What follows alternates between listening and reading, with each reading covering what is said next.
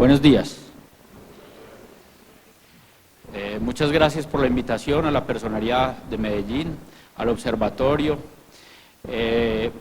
Yo traigo una presentación que quiere hacer una reflexión acerca de los sistemas agroalimentarios, de cómo funcionan los sistemas agroalimentarios y las dinámicas y las tensiones que se viven entre lo rural y lo urbano.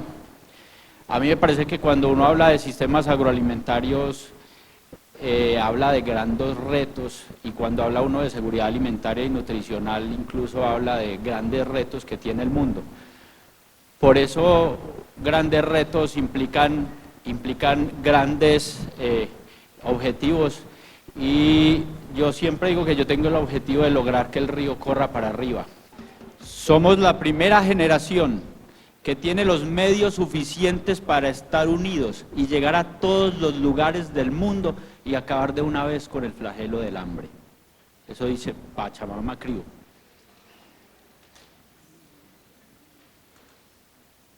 ¿Se han preguntado cuánto tiempo nos falta para cumplir los objetivos de desarrollo del milenio, o de desarrollo sostenible, perdón? La agenda de los ODS es a 2030. El primer objetivo de los objetivos de desarrollo del milenio era reducir la pobreza y el hambre a la mitad, y la fecha era 2015. Eso no se logró. Hoy el segundo objetivo de desarrollo sostenible es reducir el hambre a 0 en el 2030 en el mundo.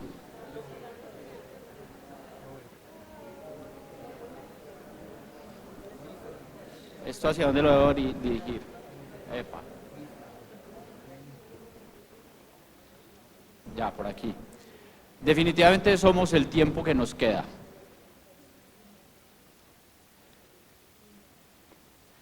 Miren, y la FAO nos dice, bajaron o subieron las cifras. Ahora subieron con relación al anterior.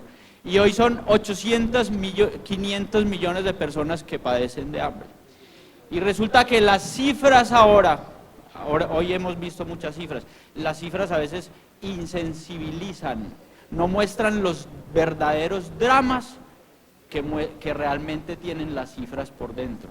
Si nosotros pensáramos en 815 millones de personas que le queremos solucionar el problema de hambre hoy, y decimos, vamos a darle un almuerzo a cada una de esas personas, hagan la fila, lo vamos a hacer de la manera más rápida que podamos, vamos a entregar un almuerzo por cada segundo en esa fila.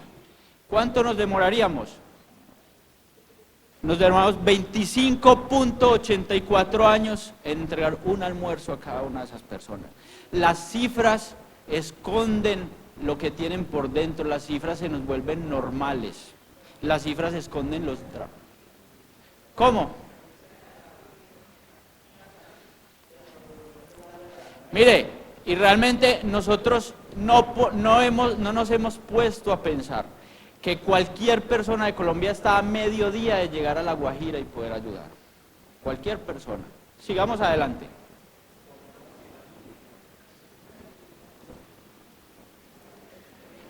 Ya somos, dice la ONU, 7.600 millones de personas. Dale. Y resulta que en el año 2050 van a ser 2.000 millones de personas más. Sigue adelante. Veamos solamente uno de los factores que se necesitan para producir alimentos. Los dos ponentes anteriores lo han mencionado. El agua. Dice la FAO que el 70% del agua que se consume por parte de la población se usa en temas de producción de alimentos. El 70% del agua que consumimos se usa en producción de alimentos. Sigue, por favor. La huella hídrica. Uno no puede hablar del agua como simplemente el elemento de cocción. Miren, una taza de café, en todo el proceso productivo, desde que yo siembro, cosecho, y luego hago todo el proceso de transformación hasta obtener una taza, tiene 140 litros de agua. Y miren, el kilo de carne, 7.000 litros de agua se usan para 1 kilo de carne. Sigamos adelante. Si yo veo eso en perspectiva, necesitamos subir la producción de alimentos en el doble, dice la FAO, en un 50%. Entonces, ¿cómo van a quedar esas poncheras de esa fila? Sigamos adelante. Somos el país de los caminos del agua. Colombia es un país anfibio, nos dice el von Humboldt. Tenemos el 85% de las personas de Colombia vive alrededor de cuerpos de agua. Colombia es un país anfibio. Sigue adelante. Tenemos una precipitación envidiable, tenemos cantidad de agua, tenemos disponibilidad de agua. Miren, a Colombia el verde en relación con Sudamérica y pues con el promedio mundial que son como 800 milímetros de precipitación. Colombia tiene más o menos 2.200 milímetros en promedio y tenemos los récords, ¿no? Hay municipios del Chocó, Sipí, por ejemplo, 9.500 milímetros al año. Tenemos récords mundiales. En Lloró, en Tutunendó, récord que llegaba a 12.000 milímetros de agua. Sigamos adelante. Tenemos más de 1.000 ríos y en todo el continente africano solo hay 60 ríos. Si nosotros cogiéramos el agua que corre por la superficie de nuestro país y lo cogiéramos en un solo tanque de agua, tendríamos que usar 2 millones de edificios del tamaño del Empire State para poderlo agarrar el agua de todo el año. Un edificio para el agua de 15 segundos. Pero resulta que parece que las ciudades de nosotros fueran como grandes tanques abarcadores de agua, pero con el flash abierto, con el desagüe abierto. Nosotros todo lo botamos a producir inundaciones. Ahora que hablaba el representante de ordenamiento territorial, me acordaba yo cuando Falsborda decía que el ordenamiento territorial debería hacerse con relación a las fuentes de agua, al río como fuente de agua, como fuente de vida. Hoy pareciera que el desarrollo territorial se hiciera más bien en relación al río como cloaca, como desagüe. Y eso son nuestras ciudades, son grandes colectores de agua, pero que no tienen capacidad ni siquiera de infiltración hacia el suelo y que conducen toda el agua hacia un lugar que nadie sabe. Sigue adelante. Y mire, y nuestras ciudades también son el lugar en donde todos los dramas humanos vienen a quedar. La población llegaba con sus cosas, muchos de ellos con cerdos y animales. Los poquitos que quedaron no tenían dónde ubicarlos, entonces la gente los compraba a menos precio de lo que valían las cosas, en un mercado que es muy ilegal. Y ese relato está en el libro que hizo el Centro de Memoria Histórica con relación a la memoria del desplazamiento del municipio de San Carlos. Nuestras ciudades se han convertido en una cosa que nadie sabe cómo ordenar, en una cosa que nadie sabe cómo agarrar, y si lo hablamos en el tema alimentario, más aún por cuenta de la guerra. El profesor Julio Carrizosa dice, nuestras ciudades de hoy son el producto de la guerra. Sigamos. Pero yo pienso que en el sector rural también la cosa es también de un tamaño parecido. Nosotros tenemos una agricultura de suelo desnudo. En el año 1949, el profesor Enrique Pérez Arbeláez en su Ilea Magdalenensis, el tratado del río Magdalena, decía que por el río Magdalena corrían 300 hectáreas de suelo cultivable en un solo día. Este es Bocas de Ceniza, la desembocadura en Barranquilla del río Magdalena. Ustedes pueden ver al lado derecho el río Magdalena de color sedimento y al lado izquierdo, no se ve bien pues por la luz, es de un color más azul. Y resulta que eso es producto de una agricultura que nosotros tenemos de suelo desnudo, que se lleva el suelo arable. El ciclo vicioso del desierto es muy sencillo. Yo tengo suelo desnudo, llega la lluvia, se lleva el agua, el agua cultivable, la capa cultivable de la tierra, y al siguiente año pues los árboles o la vegetación es de porte más bajo. Y si eso vuelve a suceder, pues cada vez va siendo de más bajo porte. ¿Cuál es la solución al círculo vicioso del desierto? Pues cubra el suelo. Sencillito, ¿no? Uno de los principios de la agricultura ecológica. Sigamos. Y nuestro modo de hacer agricultura y nuestro modo de tener ciudades da esto: Campo de la Cruz, en el municipio del Atlántico, al lado del Canal del Dique. en el año 2010, toda la superficie urbana y rural de Campo de la Cruz se inundó. Yo no sé si ustedes lo recuerdan. La ola invernal 2010-2011. Y resulta que cuando yo tengo simplemente el río Magdalena, que tiene, digamos, esta profundidad, y tiene además unos sistemas de amortiguación hechos en lagunas y otras cosas, y eso se empieza a agotar, y además de eso viene una carga de sedimentos que sube el nivel del fondo, pues también tiene que subir la superficie, luego se viene una temporada invernal como la de 2010, y este es el resultado. Los líderes del canal del dique le decían a uno, mire, cuando el día que se rompió el canal, ese roto era de 2 metros, nosotros nos corrimos a Barranquilla a conseguir láminas de acero para poner ahí, cuando volvimos, el hueco tenía 60 metros. Sigamos, por favor. Con el modo de nosotros ver el agua, esas poncheras nunca se van a llenar. Sigamos. Bien, en este foro yo pretendo hablar de los sistemas agroalimentarios. Primero quise dar una sensibilización sobre el tema del hambre y sobre la manera como realmente estamos trabajando el tema del hambre, realmente. Yo quiero partir primero de que el tema de la ruralidad de las ciudades se vive siempre con mucha tensión. Hoy lo vimos incluso en las presentaciones anteriores, que lo que mostramos en los municipios de hoy, entre lo urbano y lo rural, se vive con mucha tensión, pero esa tensión precisamente es la que muestra una gran interdependencia entre el mundo rural y urbano. Yo me quiero proponer hacer una presentación de motivación a que veamos de otra manera los sistemas agroalimentarios y la relación de lo rural con lo urbano. Sigue. Yo tengo unas preguntas que hice ahí al azar como motivación. Una motivación, según la RAE, son factores internos o externos que hacen que las personas actúen, ¿cierto? Dale, yo traje 6 preguntas muy al azar. Una dice, si nosotros somos un país rural y seguimos diciendo que somos un país rural, entonces, ¿por qué insistimos en la separación de lo rural y lo urbano? Sí, y esas tensiones de las que estábamos hablando, ¿cómo nos afectan los sistemas agroalimentarios y cómo nos afectan las cadenas de abastecimiento de alimentos? Hoy nos mostraron visos de eso.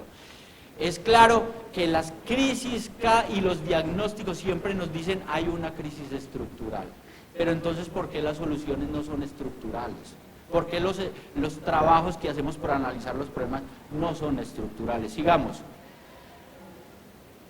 ¿Es posible ir de la generación de impacto ambiental a la generación de valor ambiental? Es otra pregunta que me gustaría hacer. ¿No será que de la concepción que nosotros tengamos de los sistemas agroalimentarios dependen que nuestras sociedades sean saludables y además sostenibles?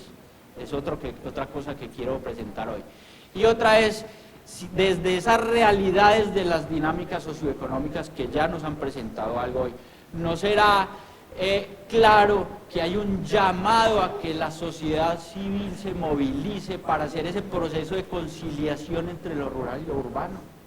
Veamos algo de estos. Sigue. Yo quiero empezar por analizar la cadena de abastecimiento de alimentos, pero no de una manera geográfica o no de una manera como similar a lo normal que nos muestran. Yo quiero verla desde la estructura y quiero mostrar cómo cuando nosotros separamos los eslabones de la cadena se pierde integralidad en la cadena y se pierde el objetivo del sistema de abastecimiento de alimentos. Y entonces la cadena de abastecimientos es producción, procesamiento, empaque, distribución, consumo y reciclaje. Algunos le meten otros engranajes, pero básicamente es eso. Sigamos adelante. Entonces, si yo arranco con la producción, dale. Entonces yo digo, ¿cómo era la producción antes? Antes en mi tierra, y aquí también, yo soy del eje cafetero, yo soy de Manizales, pero es muy parecido, existía la cementera, ¿se acuerdan o no? Y la cementera se veía como un lugar desordenado de matas donde había café, pero también había batata, plátano, banano, maíz, frijol, habían árboles frutales, aromáticos, había un mundo de cosas. Los campesinos iban al pueblo a comprar sal, aceite, jabón quizás, carne había en la finca, y de pronto parva, ¿sí o no? Y eso sucedía, un fenómeno socioeconómico, aclárese que yo no le echo la culpa a nadie, un fenómeno socioeconómico. Dijo, si sembramos café esto nos va a dar para comprar todo. Solo ese fenómeno o esa situación solamente obtuvo en cuenta un solo factor de la finca, la producción. Y sembramos café y tuvimos bonanza cafetera y el café hizo el papel del Estado. Hizo a escuelas, vías, electrificación, de todo. Está bien, pero luego se rompió el pacto del café. Vino la broca, municipios como Apía, Balboa, en Risaralda, 93% de pérdida de toda la cosecha de café en el año 93, por culpa de la broca. En el año 96, el doctor Saldías, líder de extensión de la Federación de Cafeteros, escribió un artículo en donde hacía ver cómo los campesinos cafeteros estaban gastando las 2/3 partes de sus ingresos en comprar comida. Oiga, y la comida antes no estaba en la finca. Entonces, ¿para qué hicimos esa vuelta? ¿O qué hicimos mal o qué dejamos de hacer? ¿Sí? Bien, y además quiero mostrar que en este tema de la producción, como los productores solamente tienen esa responsabilidad de producir, y no solamente la responsabilidad, sino hágalo como usted pueda, porque incluso el subsecretario nos mostraba ahora cómo las políticas agropecuarias están en Colombia desestimulando la producción agropecuaria. Entonces, eso lo hace el productor como puede y con grandes impactos ambientales y sociales, como los que acabo de mostrar en el tema de la cementera. Sigamos adelante. Procesamiento y empaque. Luego nos dijeron, no, es que mire, el producto hay que lavar, clasificar y empacar, y eso se llama valor agregado. ¿Sí o no? Entonces hay que darle valor agregado al producto. ¿Y qué pasó con eso? Entonces, dale adelante.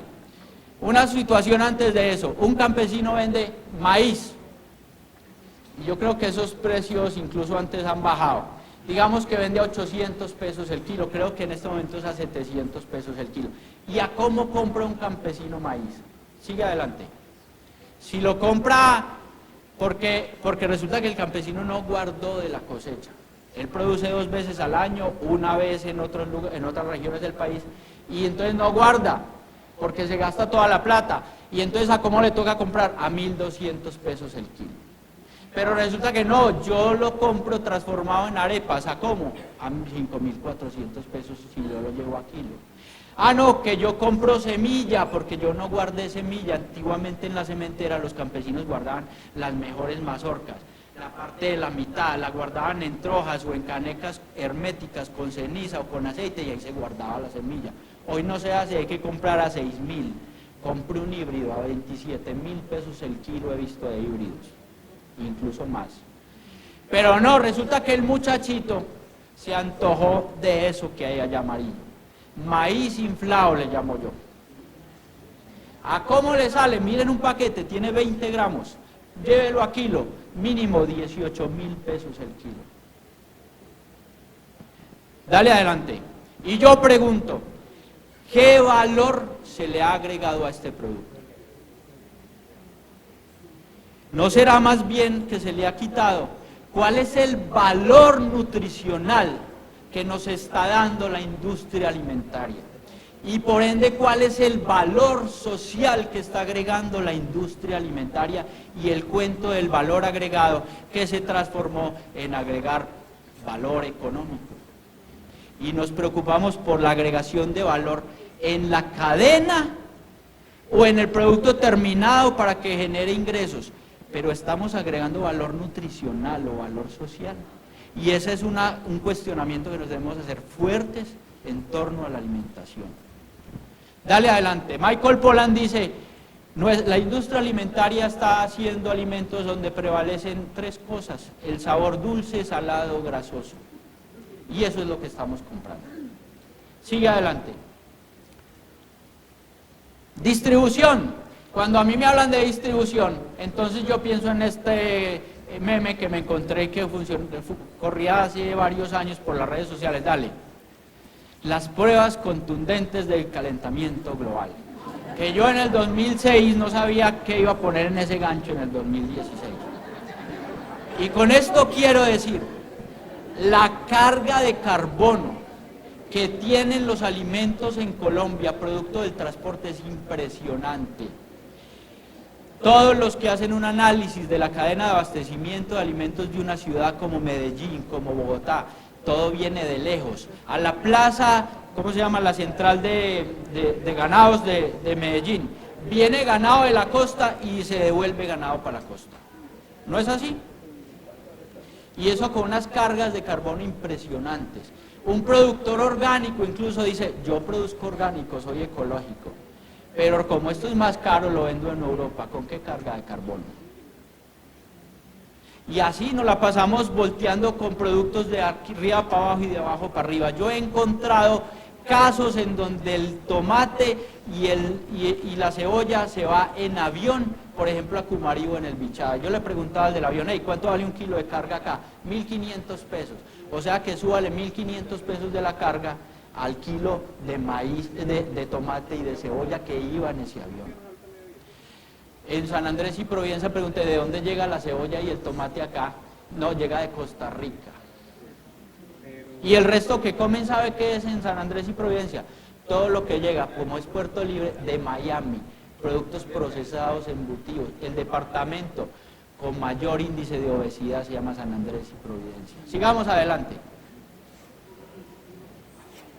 Consumo. Y aquí nos tenemos que hacer como personas y como miembros de familia unas preguntas interesantes. Dale adelante. Primero, que nosotros hemos globalizado la dieta. La dieta se ha globalizado, ya solo comemos pocas cosas, producto del desmedro de la diversidad del capital o de los recursos alimentarios del planeta. Y esta es una infografía de la FAO, sigue adelante. Miren qué muestra, por ejemplo, que solo 14 de más de las especies, de 30 especies de aves domesticables se usan en la alimentación. Pero además de eso habían más de 8.300 razas de animales que se han perdido. Hoy especializamos a los animales en producción.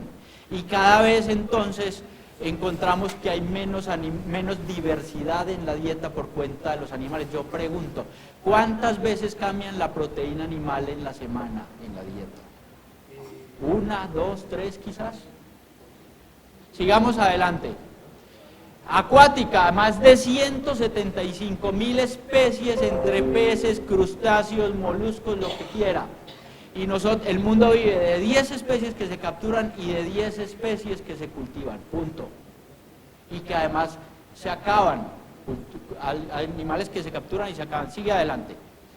Y el tema de las plantas, pues el 60% de la energía calórica de la ingesta hoy, que es el 80% de la alimentación, está fundada en 5 recursos: arroz, trigo, maíz, mijo y sorgo. Ese es el 60% de las calorías de la dieta alimentaria. Tenemos una dieta estandarizada ya. Sigamos adelante. Antiguamente había un frutero en la casa y estaba generalmente en la mesa, ¿sí o no? Y resulta que ese frutero se acabó. Yo digo que los que salieron a responder por eso fueron los artistas que se inventaron el bodegón. Pero resulta que eso se tuvo que ir transformando. Sigamos adelante. Porque se tuvieron que inventar naturaleza muerta. ¿En respuesta a qué? Sigue adelante. Sigue. A ver esto. Las frutas perdiéndose. Como lo mostraba ahorita Juan Fernando de la FAO. Sigamos adelante. Y luego los artistas tuvieron que responder de forma surrealista. ¿A qué respondieron? Sigue adelante. A esto, que yo sí como fruta. Ah, sí, ¿qué come? Pues yo me tomo el jugo al día. ¿Cuántas porciones de frutas hay en un jugo? Ninguna. Ahí no hay ni siquiera una. ¿Qué dicen los nutricionistas? 5 al día de porciones entre frutas y hortalizas, ¿sí o no? Ahí no hay ni una porción, eso es surrealista. Y si a eso le agregamos azúcar, sigamos. El precio de los alimentos. Miren, el precio de los alimentos es de coger definitivamente con pinzas. Nosotros no nos damos cuenta que, por ejemplo, los indicadores económicos más importantes se toman con relación a los alimentos. El IPC, el índice de precios al consumidor, la inflación, dicen los economistas, eso es del DANE, el 30% del IPC se le carga al precio de los alimentos, a la subida del precio de los alimentos. Quiere decir esto, y yo no sé, un economista aquí me puede refutar, que la pérdida del valor del dinero cada año responde en un 30% a la subida del valor de los alimentos, ¿sí o no? Es así. Es más, pobreza, los índices de pobreza también usan índices de alimentación, dicen, ¿cuál es la canasta básica? Utilizan la encuesta de consumo y de gastos de las familias colombianas, qué consumen, cuánto gastan, y lo que sea, 2000 kilocalorías al día, eso es lo que se gaste en eso. O sea, el valor de 2000 kilocalorías al día es los que estén ahí para abajo, que ganen menos de eso, pues no pueden tener ni siquiera las calorías para vivir. Y esos son lo que llamábamos indigentes. Ahora le llamamos pobreza extrema porque eso suena muy feo de indigentes. Pero resulta que yo lo multiplico por 2.5 y de ahí para arriba tengo lo que se llama pobreza, ¿sí? Entonces, quiero dar de cuenta que los indicadores económicos más importantes se toman con base en los precios de los alimentos, que cada vez están más altos, pero cada vez se encarecen más. Y les voy a mostrar un modo claro de cómo se encarece el precio de los alimentos todos los días. Dale. Antiguamente, dale adelante, por favor. Yuhu. Hola. Chuzo. ¿Dónde conseguimos los alimentos? Antes, cuando yo era chico, nos llevaban a la plaza de mercado, era riquísimo. Esta es la de Río Negro, ¿no? ¿Cómo? Esta es la de Río Negro, esta foto. Y resulta que los técnicos agropecuarios dijimos, oiga, hay que hacer centros de acopio. ¿Y sabe qué pasó? Las plazas de mercado se convirtieron en mafias. Hoy a Corabastos entra un camión de papa a un precio y sale a otro. Porque nosotros convertimos las plazas de mercado en verdaderas mafias. Y entonces la gente se tuvo que ir a comprar ¿a dónde? No, antes del supermercado, a la tienda. ¿Y cómo compra uno en la tienda? Al día, ¿sí o no? Y si compra al día, compra más caro. Y además, imagínense, usted compra ya una pastilla o dos de chocolate, no la libra. Entonces se compra el empaque del empaquecito, del empaquecitico y eche basura para la casa. Y eso encarece el valor de los alimentos. Pero un día además nos dijeron los expertos en marketing, vea, quite esa pared de ahí, quite ese señor, ponga aparadores, luces de neón y vamos a decirle a la gente aquí puede comprar todo lo que usted necesite y se inventaron él. ¿Y qué compra uno en el supermercado? Miren cómo me pasaba a mí.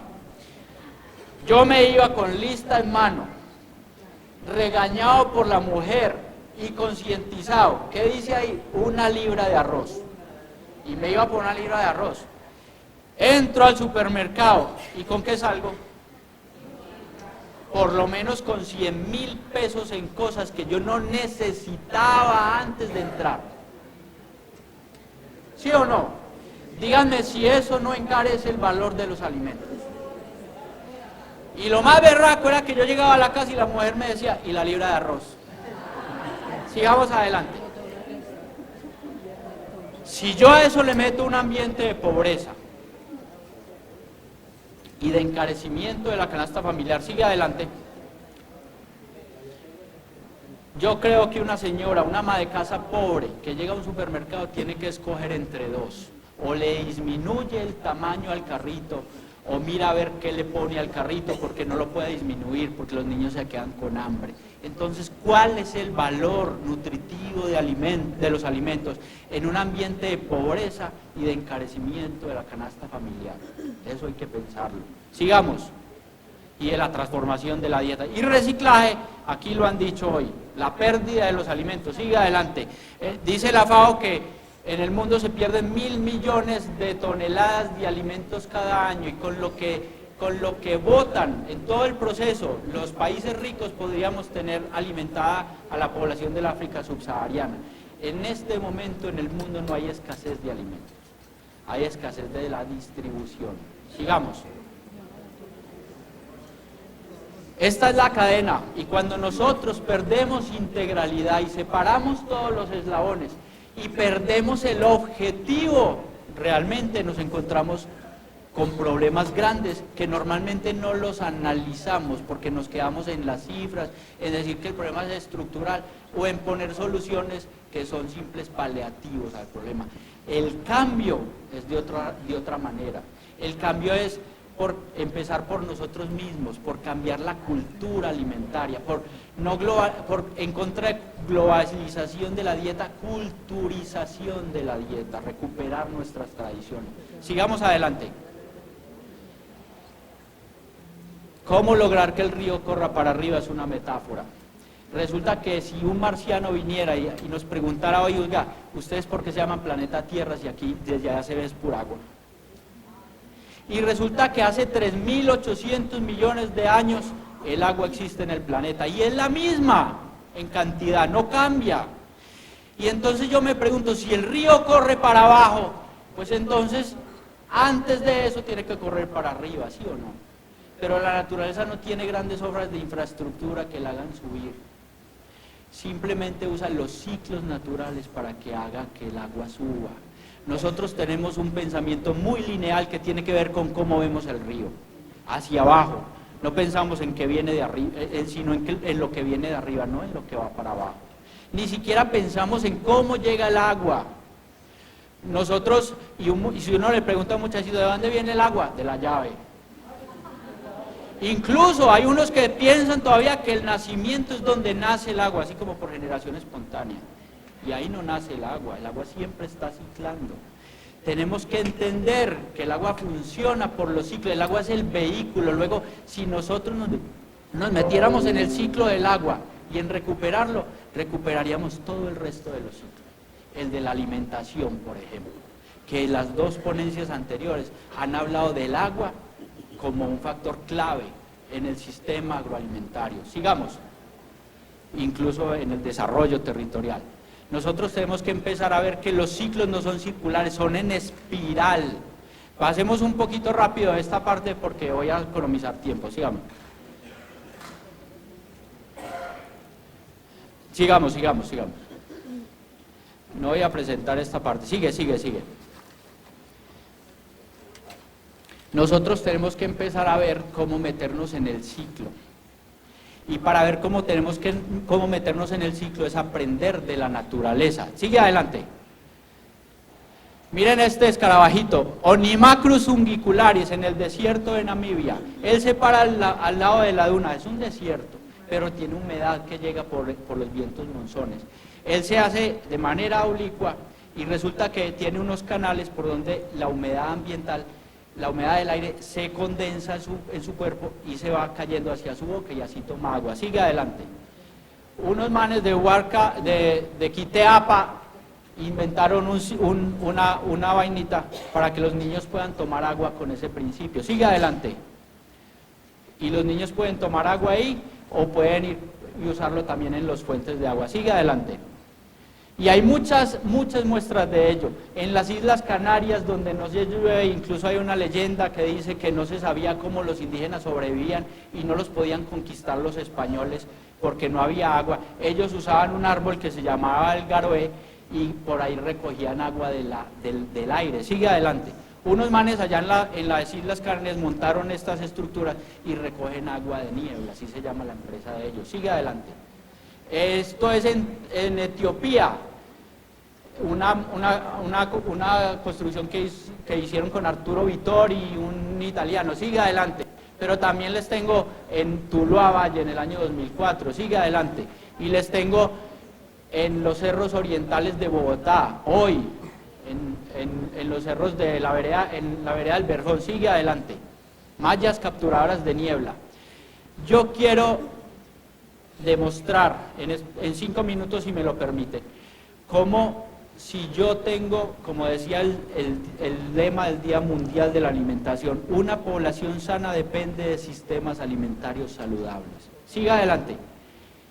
Yo también digo, una población sostenible depende de sistemas agroalimentarios sostenibles. Si nosotros planificamos con relación a la comida, nosotros podríamos tener una sociedad más sostenible. Sigue adelante. La muestra de eso, los camellones que hacían los indígenas en toda Latinoamérica, los del río Sinú y el río San Jorge, dale.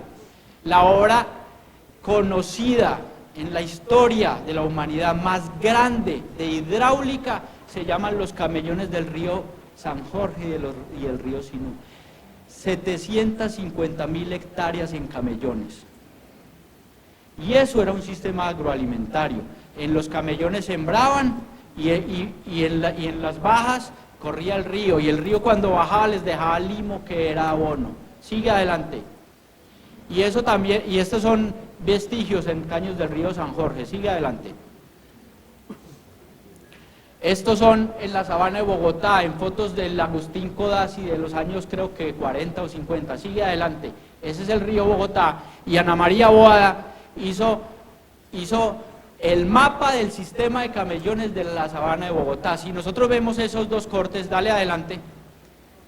Ese corte del oscuro, que es lo que se inundaba y donde había camellones, precisamente coincide con el área de Fontibón, aeropuerto, lo que se inundó en el 2010. Sigue adelante. Sigue. Y esta parte coincide con el aeropuerto de Guaymaral, Chía, la Universidad de La Sabana. ¿Se acuerdan que todo eso se inundó? Esas son zonas inundables. Sigue adelante. Sigue. Ahí está la reserva Thomas van der Hamen, que hay un conflicto por si se tumba o si no se tumba, si se urbaniza o no se urbaniza. Esas son zonas inundables. ¿Para qué vamos a construir ahí? La historia nos lo dice. Sigue adelante. Esta es la reserva Thomas van der Hamen. Dale adelante. Dale.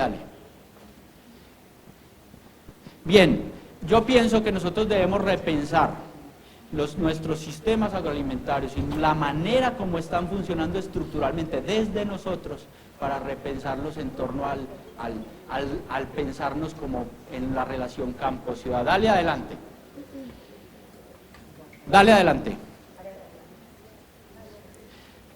En la misma cementera, como dijimos antes, existía todo. La cementera no era rica porque tuviera mucho, sino porque no faltaba nada. La cementera iba desde la cerca hacia adentro, todo estaba desde la cerca hacia adentro. Sigue adelante. Y yo tengo una iniciativa, dale adelante, que se llama lacementera.org. Pueden entrar a la página, en donde simplemente digo que las soluciones a los problemas afloran más fácilmente si yo pienso desde la cerca hacia adentro. Es decir, dale adelante, desde lo fácil a lo difícil, de lo simple a lo complejo, de lo pequeño a lo grande, de abajo hacia arriba, y sobre todo de lo que es posible a lo deseable. ¿Qué puedo hacer yo con lo que tengo, con mis recursos, con mi familia y con lo que tengo a disposición? Dale adelante. Hay que entender que lo que mejora no es mejorar como Abraños, es mejorar uno mismo. Y la solución viene desde las decisiones personales, en familia, en comunidad y en sociedad. Tenemos un papel como sociedad civil en la construcción de políticas agroalimentarias, pero dependen de nuestra movilización, dependen del trabajo de cada uno y de cómo lo asume. Pensémoslo, por ejemplo, desde nuestra dieta, desde una experiencia como sembrar comida, eso es un acto político. Desde una experiencia como preguntarnos de dónde viene la comida e ir hacia allá, de comprar en la plaza, de comprarlo de los campesinos, de fortalecer el sistema de mercados de campesinos que tiene Medellín, que debería ser mucho más grande, en fin, todas esas cosas.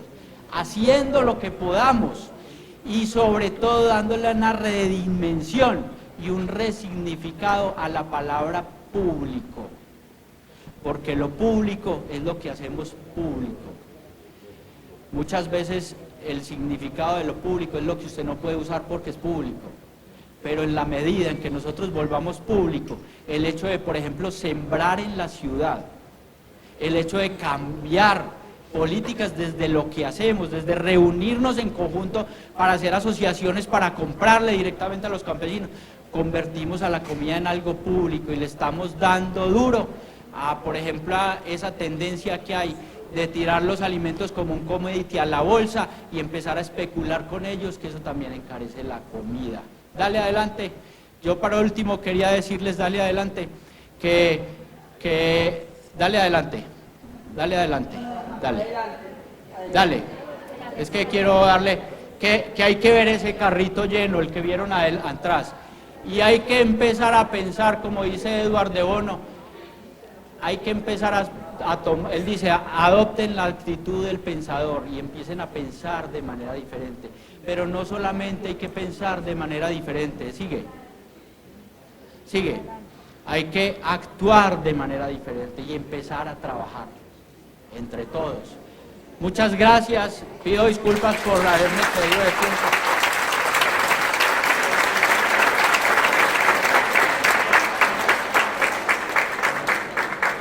Y espero aportar a la discusión desde una visión un poco diferente.